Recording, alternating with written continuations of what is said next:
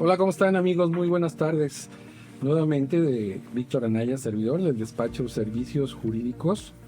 Es un honor para mí hacer estas mesas de trabajo, estos conversatorios con personas que están como candidatos, con personas muy preparadas, y en esta ocasión nos toca la licenciada, voy a presentar en este orden de ideas, la licenciada Lorena Durán Chávez, magistrada administrativa, en su número de boleta 8, distrito 5, del primer circuito de la Ciudad de México.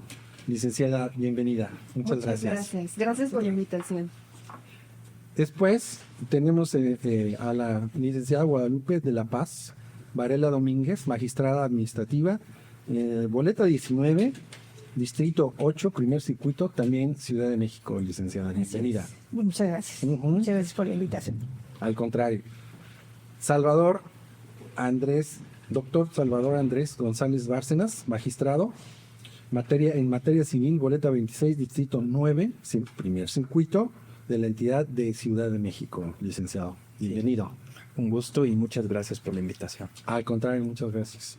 Oye, y déjame a mí presentar a mi paisano de Iztapalapa, por favor, al maestro Tonatiu Mauricio Flores Maldonado, magistrado civil. La boleta es la número 10 de primer circuito Ciudad de México. Que incluye Coyoacán y Tláhuac y Iztapalapa. Así es. Bueno,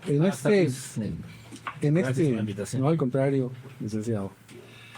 En esta etapa vamos a hacer de manera aleatoria unas preguntas que están aquí en estos papelitos, en donde en la orden de presentación nos van a hacer favor de tomarlas y desglosar en este sentido el tema que les corresponda. Si me hace favor, licenciada, por favor. Con gusto, licenciado.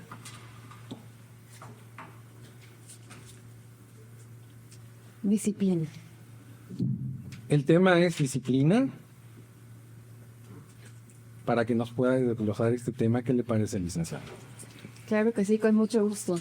Es un tema muy amplio, pero vamos, a grosso modo me gustaría comentar que justo con esta transformación que se va a llevar a cabo el 1 de junio en las votaciones, se va a formar el Tribunal de Disciplina, que tiene mucha importancia porque se va a encargar de vigilar a los titulares de que lleven a cabo sus funciones de manera correcta, apegada a la ley y que no caigan en corrupción. Y bueno, además su segunda actividad sería, en último término, sancionar a aquellos que caigan incurran en alguna conducta indebida. También al respecto me gustaría destacar que más que la sanción, lo importante es la vigilancia. ¿Por qué? Porque una vez que ocurre el acto de corrupción, ya se causó un daño a la sociedad. Y eso es grave, ¿no? Eso afecta a todo el país. Entonces, más allá de la sanción que se pudiera imponer a un titular que incurra en un acto indebido, lo importante es que este Tribunal de Disciplina lleve a cabo de manera correcta y impecable todos los actos encaminados a dirigir, a observar, a vigilar, que los titulares sean rectos en su ejercicio jurisdiccional y que se adapten a la disciplina que debe regir al Poder Judicial. Y hablamos de disciplina, licenciada, la clave de muchas instituciones para poder evitar esta corrupción o poder hacer bien las cosas, ¿no? La constancia es importante en la disciplina. Creo yo también que parte de la disciplina de lo que ustedes mismos están forjando, ¿no? El haber logrado lo que han logrado, la disciplina a base del estudio y la carrera judicial. Porque en muchos casos, mucha de la gente no sabía o no sabíamos quién eran los candidatos y de dónde provenían. Y ahora que tengo el gusto de conocerlos, en este caso a ustedes, de la verdad agradezco esa oportunidad para que toda la gente lo conozca y que son parte de una disciplina y una carrera judicial hecha y derecho. Bueno, muchas gracias. En este orden, también, si me hace favor, la licenciada Guadalupe de la Paz, Varela Domínguez, de tomar Un papelito sorpresa. su papel de sorpresa, por Ok. favor. El amparo. Ups. Nos has dado nuestro moromole, como se suele decir. Muchas gracias. A ver, ¿qué te puedo decir del amparo? Medio básico, orgullo mexicano, instrumento fundamental, importantísimo para la defensa de los derechos humanos, para el respeto irrestricto de nuestra Constitución.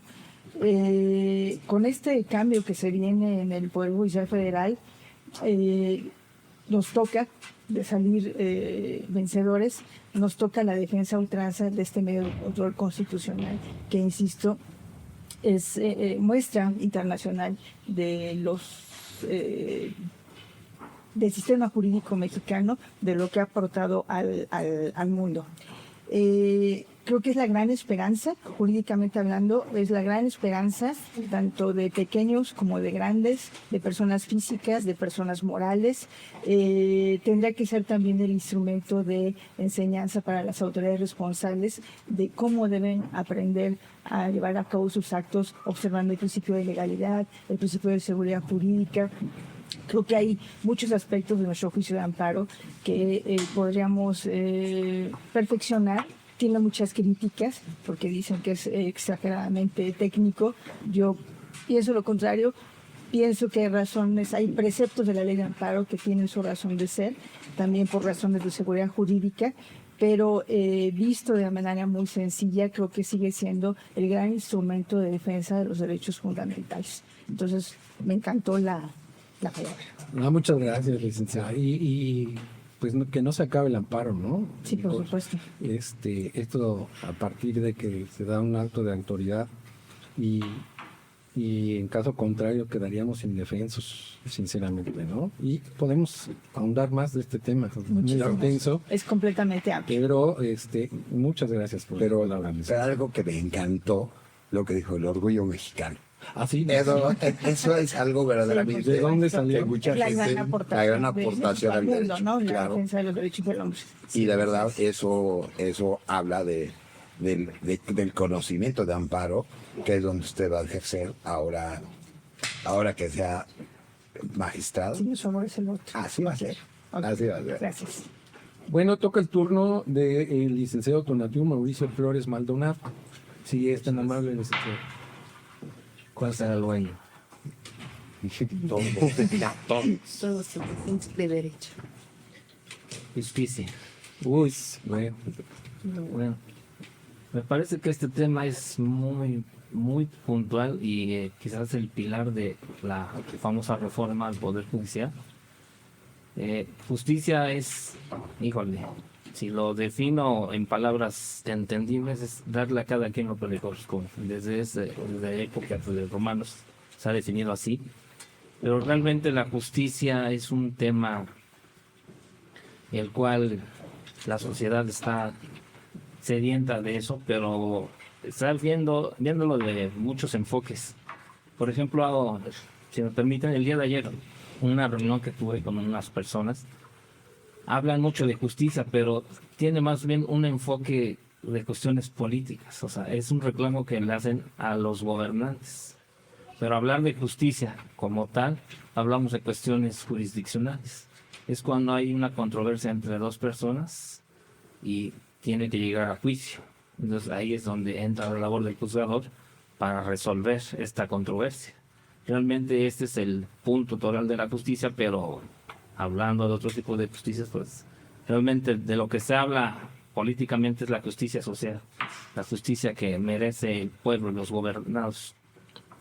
Híjole, pues no sé, creo que sería muy muy largo hablar de la justicia, pero espero que esta pequeña introducción sirva para definir y sobre todo distinguir, ¿no?, de lo que es la justicia en relación con la llamada justicia social.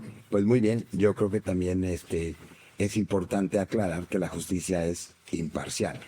La justicia es para todos por igual, hombres, mujeres, niños, adultos, para todos tienen el derecho y el acceso a la justicia libre y gratuita. Y eso- Que eso es muy importante, que la verdad, al conocer un poco del currículum de lo que he estado analizando de cada uno de ustedes como candidatos, nos agrada muchísimo que han hecho una labor muy buena para ejercer esta justicia. Sí, si me permiten concluir, como lo comentas, José Antonio, esas son las características que debe tener un juzgador.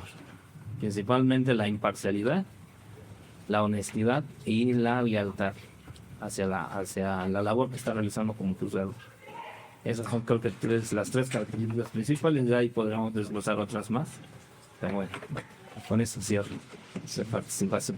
Muchas gracias, licenciado Tonatiuh. Es un tema también muy amplio. Es la percepción que tienes de inicio al tomar este tema. Pero bueno, toca la participación en esta ocasión del licenciado Salvador Andrés González. Si es tan amable. Así es. Sí, para hacer una recapitulación de hasta ahorita lo que se ha hablado, que son temas que yo creo que confluyen en un punto que es precisamente lo que se persigue en esta reforma judicial. Estamos hablando de disciplina, hablamos del amparo, hablamos de la justicia. Al final lo que debemos tener en cuenta es esto, es un poder es grande no solo por lo que puede hacer, sino también por lo que se contiene para hacer.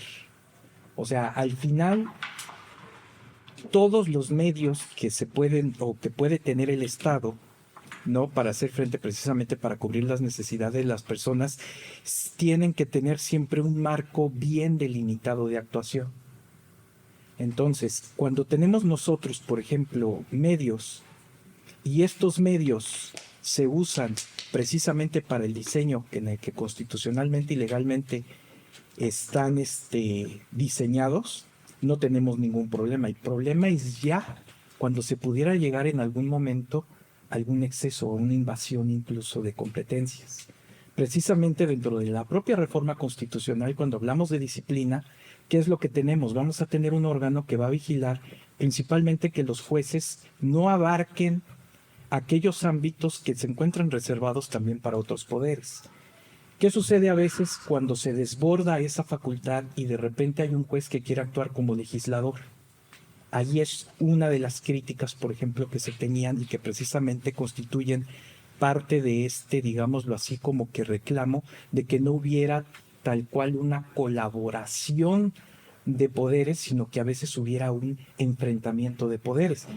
Obviamente, si hay una ley que es contraria a la Constitución, pues se tiene que convertir el juzgador en un, como le llaman, no me gusta mucho el término, pero así se le conoce en la práctica, en el legislador negativo, ¿no? Se tiene que echar abajo esta ley. Pero aún así hay criterios de la propia Corte en donde dicen, ese es el último medio que tú vas a tomar para poder solventar un tema de inconstitucionalidad, porque tienes que ver qué otros medios hay. ¿Para qué? Para poder preservar también esto que es de interés público. Entonces, de ahí que la disciplina, el amparo y la justicia, en el contexto de la propia reforma judicial, converjan en ese punto. ¿Qué es lo que necesitamos? Necesitamos que exista una verdadera colaboración de poderes dentro de su propio ámbito y que no haya uno, ni el ejecutivo, ni el legislativo, ni tampoco el judicial, que pueda incidir o que pueda abarcar o que pueda desbordar sus competencias de manera desmedida, haciendo que la labor del otro, pues obviamente se venga abajo, ¿no? Y eso yo creo que es muy importante, sobre todo tomarlo en cuenta en el contexto de esta reforma, y que por eso pues también este tipo de debates, ¿no?, este tipo de visiones que se dan, pues son de suma relevancia. Sí, la idea también es que a las personas que nos vayan a ver en este sentido y en su momento tengan claros ciertos tecnicismos en donde pues ya se clarifica para aquellas personas que más están obligadas, ¿no?, a saber y a tener. Pero cada vez creo que estamos dando más luz, estamos por estos medios capacitando más a las personas para que sepan, para que entiendan cómo ejercer sus derechos. Entonces, en este orden de ideas, pues el licenciado Salvador Andrés, Toma su papelito. Y me tocó el tema de imparcialidad. Precisamente, la imparcialidad es precisamente el eje rector de toda función jurisdiccional, ¿no? Al final eso es lo que uno busca. Siempre se busca un árbitro que es esta tercera persona que va a resolver un conflicto. Ya lo había dicho en otra ocasión, la función jurisdiccional equivale a paz social. Y la paz social, conforme al 17 de la Constitución, implica una renuncia por parte de las personas a ejercer justicia por su propia mano y, por otro lado, a usar la violencia para poder reclamar el derecho que considera le pertenece. A cambio de eso, el Estado se compromete ¿a qué?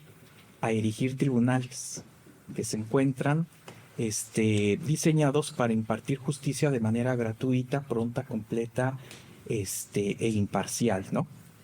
Entonces, si no se cumple precisamente con ese apartado en donde con esta imparcialidad la gente se acerque y tenga como vía para canalizar sus reclamos a los tribunales, la paz social se desmorona. ¿Por qué? Porque inmediatamente entonces las personas ¿a qué van a acudir? No puedo acudir a un tribunal, A la fuerza. entonces acudo a mis propios medios y el pacto se rompe. Precisamente la imparcialidad es cuando nosotros le decimos, por una parte de las personas no hay problema, yo voy a resolver este asunto y al final el responsable ¿quién va a ser? ¿Y en quién va a caer? En el gobierno. Un ex jefe, una vez estábamos en una reunión, de manera muy breve, hago el relato. Un ex jefe una vez estábamos discutiendo un asunto y resulta que el asunto era de una división que había en un departamento de un ex agente de la extinta PFP y un ex militar. Y de repente en estas disertaciones, por ahí un joven, ¿cómo se llama?, que apenas se acababa de integrar al equipo, decía, bueno, pero ¿por qué estamos viendo nosotros este tipo de asuntos cuando esto es federal y tendríamos que estar viendo cuestiones como que más elevadas y todo? Y en ese momento nos interrumpió y nos dijo, si nosotros no resolviéramos este problema por el perfil que tienen estas personas, ¿cómo lo resolverían? Bueno, entonces hay alguien que tiene que asumir la culpa de lo que se decide en este asunto para que las personas no se maten entre sí. Y eso es la responsabilidad de la jueza o del juez. Quien no esté dispuesto a tener sobre los hombros esa gran responsabilidad, entonces no está hecho para la función jurisdiccional, porque precisamente ese es el tema que nosotros debemos tener muy presentes. Nosotros somos, en la parte de la impartición de justicia, garantes principalísimos de la paz social. Y eso precisamente se consolida si ven que nosotros somos una vía porque somos imparciales. Yo creo, perdón, y completando un poco lo que dice, y tiene toda la razón del maestro, pero también es importante la capacidad que tenga, o sea, aparte de la voluntad, la capacidad que tenga el juzgador al momento de emitir una resolución. Que eso es para mí fundamental, porque a veces cuando nos hemos dado cuenta nosotros como litigantes, y que ahora yo en lo personal estoy de acuerdo con la reforma judicial, que veo, porque me he dado a la tarea de analizar los currículums de la gente que está dentro del Poder Judicial y de los candidatos, y me da gusto. Y yo creo que parte de la imparcialidad se acompaña con la capacidad. Y la capacidad es lo que creo que es lo que buscamos. Tampoco buscamos corromper. Nosotros como litigantes no busco corromper, no busco tener la razón siempre, pero sí trato de darle una defensa digna, un juicio civil digno, y que la capacidad del juez determine realmente cuál es la resolución efectiva para el caso concreto. Es una cosa lleva a otra, licenciado. Totalmente. Temas muy amplios. Un poquito la dinámica aquí se puede dar en el sentido de qué tema les gustaría abarcar más para no poner una mesa de debate, más bien de diálogo, ¿no? Este tema ahorita, Está muy esta sola palabra nos hace sonar mucho, ¿no? Tenías un tema particular en el que podrías hablar, licenciada, ya empezando y cerrando la ronda Claro. se trataba de corrupción. Sí, me gustaría hablar de corrupción, tal vez en términos más sencillos, ¿no? Que justo me gusta ahora aterrizar en palabras sencillas porque también me parece que es parte de lo que ha llevado a la transformación del Poder Judicial, que la gente busca hacer, o sea, sentir más cercana al derecho. O sea, el tecnicismo que hemos usado en el Poder Judicial ha alejado a la gente de nosotros, ¿no? Entonces, bueno, de ahí que a lo mejor definiría en primer lugar la corrupción como el momento en el que un servidor público, un funcionario hace mal uso de aquello que le es confiado, los derechos, los bienes, la seguridad, ¿no? De ahí, en sentido contrario, un ambiente corrupto sería aquel en que no se respeta ese derecho, ¿no?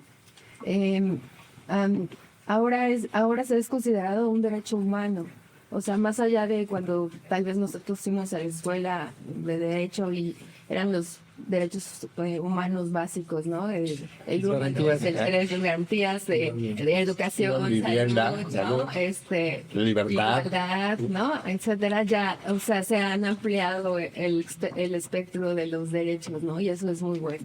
El derecho a la corrupción, me parece, es ahora muy importante porque permite ahora que el Estado sea más estricto en la vigilancia en todos sus funcionarios, en el ejercicio que los funcionarios hacen en sus actividades, desde el policía que vigila el tránsito, desde las licitaciones, los juzgadores, en todos los sentidos. Y es tan importante también porque el efecto que causa la corrupción es un efecto muy grave, o sea, es un efecto mariposa, ¿no? No solo ocurre en donde ocurre el acto de corrupción, por muy pequeño que sea, sino trasciende al estado de junto, a la colonia, o sea, a la sociedad, a los países incluso. O sea, la ONU incluso ha tratado de hacer conciencia en los países a nivel internacional de la gravedad que tiene la corrupción. Y para ello, desde 2004, ha establecido el 9 de diciembre como el Día Internacional Anticorrupción. Ello para hacer énfasis en que la corrupción lleva a los estados a la pobreza, a la desigualdad social y además a que las personas dejen de confiar en el Estado. De ahí la importancia de este derecho, de esta garantía, porque además garantizando este derecho, un Estado libre de corrupción, se garantizan los demás derechos básicos. O sea, porque si el presupuesto, digamos, del Estado se maneja de manera adecuada, en consecuencia, se cuidan los demás derechos básicos. Ahora sí, los primeros que estudiamos en la escuela, que hablamos de educación, salud, etcétera, ¿no? Igualdad, vivienda, ¿no? Entonces, me parece que, aunque sea un derecho de una nueva generación, es sumamente importante para cuidar los derechos fundamentales y primarios de la sociedad, ¿no? Y entonces, por eso también creo que en las próximas votaciones es importante tener presente por quién van a votar, o sea, qué perfiles están buscando, qué tipos de juzgadores, para tener la certeza que tienen la experiencia y tienen de verdad la voluntad y la moral bien colocada para impartir una justicia imparcial, como decía el doctor, y libre de corrupción, ¿no? Y con capacidad. Y con capacidad, que también es, sí, porque también justo un acto de corrupción también implica el ostentar un puesto para el que no estás preparado. Totalmente. Claro. Necesidad de Guadalupe. A mí me gustaría agregar algo sobre el tema de la corrupción. Creo que lamentablemente por la transformación de los poderes locales, judiciales y federal, uno de los focos rojos fue precisamente el de la corrupción. Pero es muy irónico lo que sucede en nuestro país. Desde el artículo 113 constitucional tenemos previsto un sistema nacional anticorrupción, del que lamentablemente no se instrumentó como debía, pero las bases las tienes desde el 113 constitucional, y es muy lamentable, ¿no?, que tenemos reglas desde la Constitución, en las leyes ordinarias, en las leyes locales, que tienen precisamente ese objetivo, ¿no?, evitar actos de corrupción. Y ahorita estamos pensando en la corrupción como un derecho humano, ¿no?, derecho humano a la no corrupción. Pero ¿por qué no volteamos a ver al primer paso que tendríamos que dar, ¿no?, que sería el respeto de nuestro sistema nacional anticorrupción, que está, en mi punto de vista, pues descuidado, porque no terminó de instrumentarse. Entonces, ese es un reto para nosotros como juzgadores, que lo tenemos muy bonito ahí en el 113 constitucional. Tenemos, insisto, bases en las leyes generales de responsabilidad administrativa, hay una ley general de anticorrupción. De nosotros va a depender, desde luego, observarla, pero no es solamente trabajo del juzgador. O sea, es trabajo de los tres poderes, es trabajo de la sociedad, es un tema también de educación, es un tema de formación de nuestros hijos, de nuestros niños. Entonces, me parece muy interesante, ¿no?, que lo consideramos ahora como un derecho humano, cuando ni siquiera hemos echado a andar el andamiaje constitucional que tenemos para evitar actos de corrupción y sancionarlos adecuadamente. Claro, y la mayoría podrían ser de raíz, ¿no? Así es. Partiendo desde ahí. Así es. Y licenciado Tonatiuh Morillo de Yabos. Efectivamente es una de las cuestiones que detonó la reforma al Poder Judicial, el famoso tema de la corrupción, y yo considero que eso es una cuestión más de valores, de formación.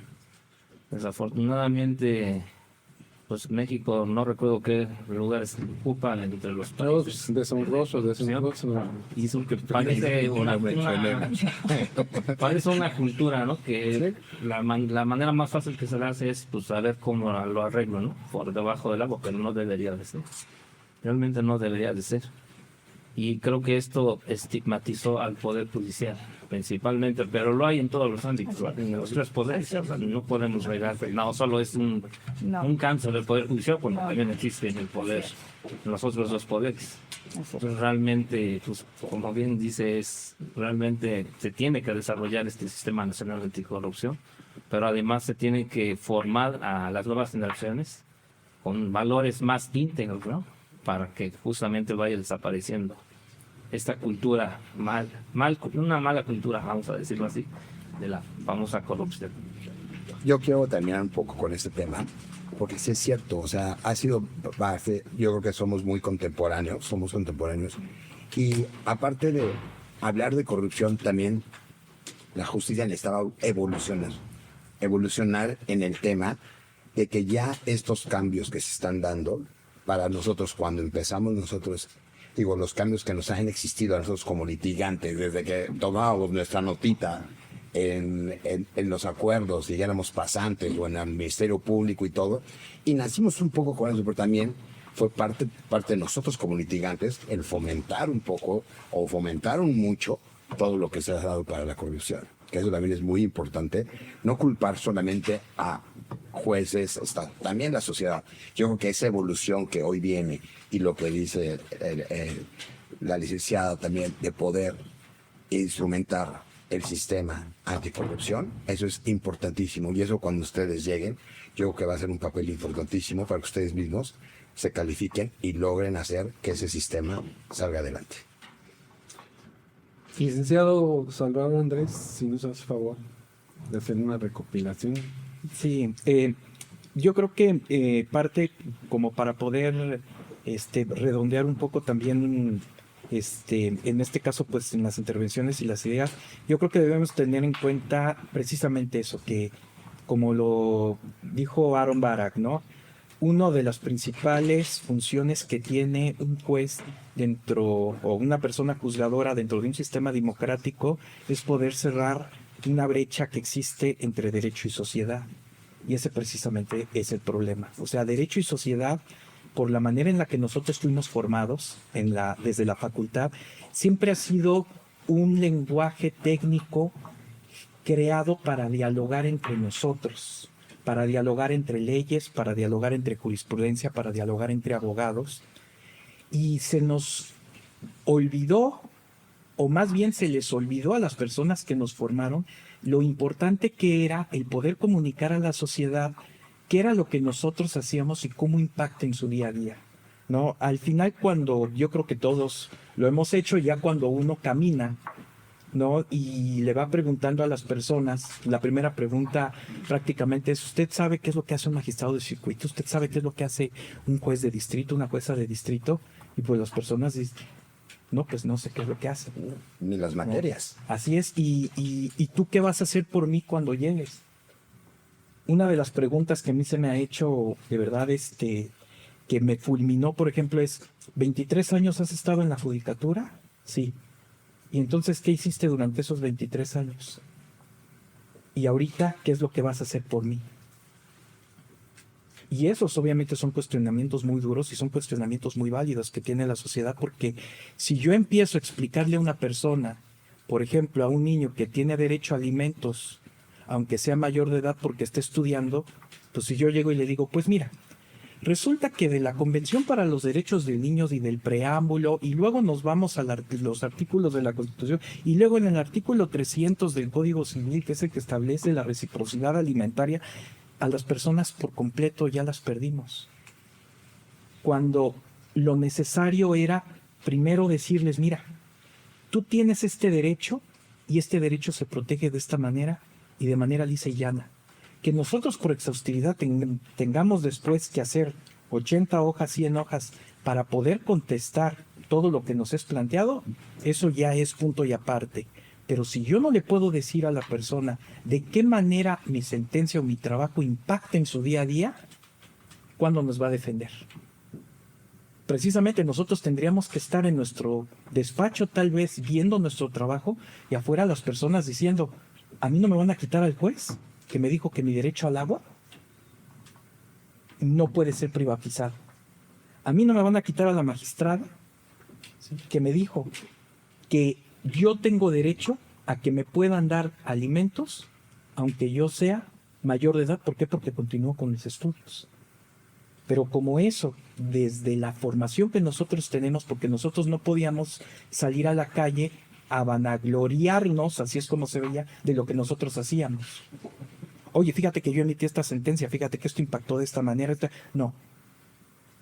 Callado, atrás de tu escritorio, sencillo, humilde, dictaste una sentencia con una entidad importante, que bueno, pero tu papel es atrás de un escritorio y tú no tienes por qué salir a decir las cosas, porque se supone que eso le corresponde a un órgano que era de administración, como el Consejo de la Judicatura Federal, o en todo caso la Comunicación Social o la Presidencia de la Suprema Corte de Justicia de la Nación, según los ámbitos. Entonces también eso hay que entenderlo. Nosotros fuimos formados de una manera que ya actualmente en una democracia no podemos comunicar las cosas si es que queremos sentirnos que la gente nos adopte, nos crea, se genere esa transparencia que se necesita y sobre todo esa confianza. Entiendo qué es lo que me estás diciendo, confío en ti. Artículo 344 del Código Nacional de... Pues es muy difícil, ¿no? Que alguien confíe en algo que sean de 200 o 300 y que no conoce. Bueno, adelante, Lisa. Yo sí agregaría, además de la importancia de que como jueces sepamos transmitir nuestras decisiones, sí creo que es fundamental la labor del foro.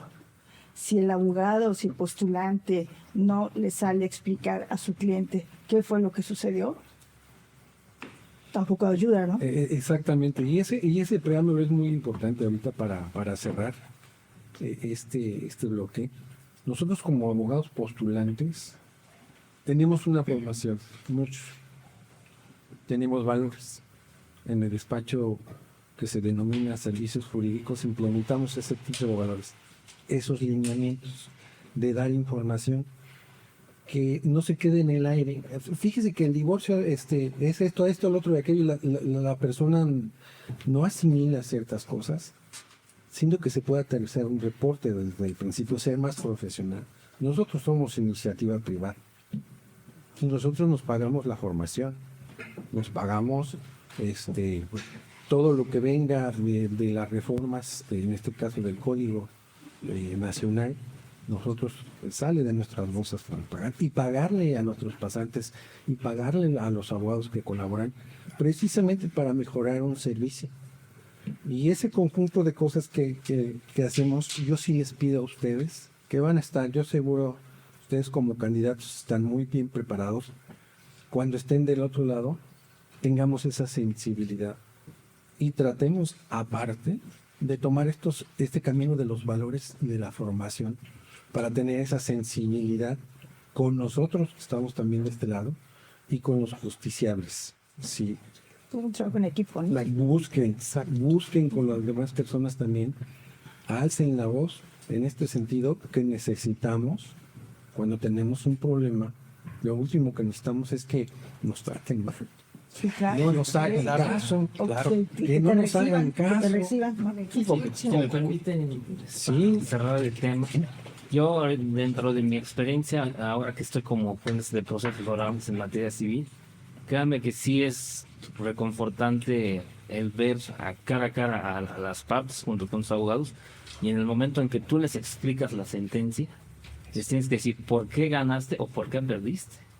Y ahí haces notar si hubo una deficiencia en la praxis de su abogado, sabe que perdió porque no hizo esto. Entonces voltean a ver a su abogado. Entonces ahí se va acabando el estigma de que el proceso escrito era muy fácil, salía la sentencia en papel, y para el abogado muchas veces es, pues el juez se vendió, el juez. Pero ¿qué pasa? ¿Qué pasa en una audiencia penal?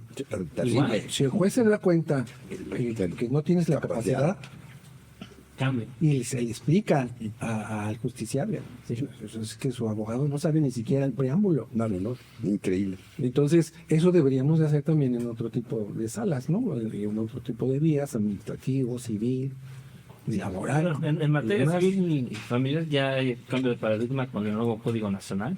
Ya todos los juicios van a ser orales. Tienen que ser. Entonces, pues ya definitivamente va a haber el cara a cara los justiciables con el juzgado. Pero sí lo vamos a ver, ¿no? Pues bueno, entonces descansamos. Muchas gracias. Gracias.